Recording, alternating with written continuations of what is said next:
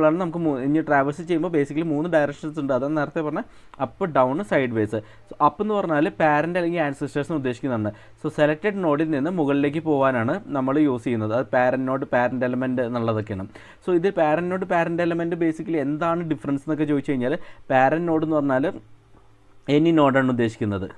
Okay, parent node എന്ന് പറഞ്ഞാൽ any നോഡാണ്. പാരൻ്റ് എലമെൻറ്റ് എന്ന് പറഞ്ഞാൽ പാരൻ്റ് എലമെൻറ്റ് മാത്രമാണ്, എന്ന് വെച്ചാൽ HTML എലമെൻറ്റ് മാത്രമാണ്.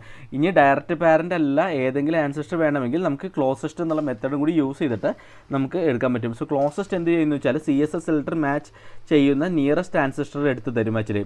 സോ നേരത്തെ ഉദാഹരണത്തിന് ക്ലോസസ്റ്റ് ഡിവ് എന്നൊക്കെ പറയില്ല നമ്മൾ, എന്ന് വെച്ചാൽ നമ്മൾ എഴുതണമെങ്കിൽ ക്ലോസസ്റ്റ് ഓഫ് ഡിവ് എന്നൊക്കെ പറഞ്ഞ് എഴുതുകയാണെങ്കിൽ നമുക്ക് കിട്ടും ആക്ച്വലി കറസ്പോണ്ടിങ്, നമുക്ക് അതിൻ്റെ എന്താ പറയുക നിയറസ്റ്റ് ആൻസിസ്റ്റർ നമുക്ക് കിട്ടും. സോ ഇതൊക്കെ ഞാൻ ലേറ്റർ ഓൺ തിയറി ക്ലാസ്സാണ് ഇപ്പോൾ പറയുന്നത്. നമ്മൾ പ്രോഗ്രാമാറ്റിക്കലി ഞാൻ ഡീറ്റെയിൽ ആയിട്ട് കാണിച്ചു തരാം എങ്ങനെയാണ് വർക്ക് ചെയ്യുന്നുള്ളത്. സോ അടുത്തത് നമ്മൾ